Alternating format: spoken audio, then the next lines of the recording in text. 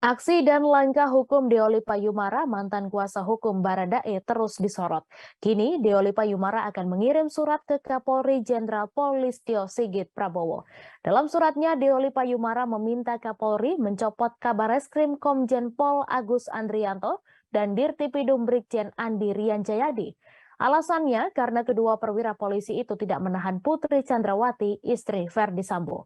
Padahal Putri Chandrawati sudah berstatus tersangka pembunuhan Brigadir J. Pelayangan surat itu rencananya akan dilakukan oleh Deolipa pada Kamis 8 September.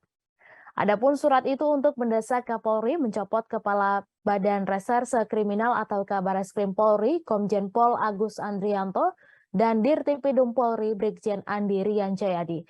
Dalam kesempatan ini, kuasa hukum Deoli Payumara, Emmanuel Herdianto, menyatakan pencopotan itu berkaitan dengan dugaan pelanggaran etik yang dilakukan kedua perwira tinggi Polri itu.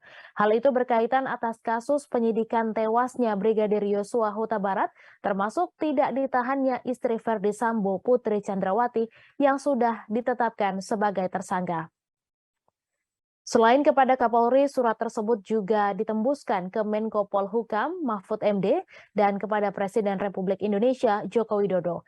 Sementara itu, Komnas HAM dan Komnas Perempuan kini juga menjadi sorotan.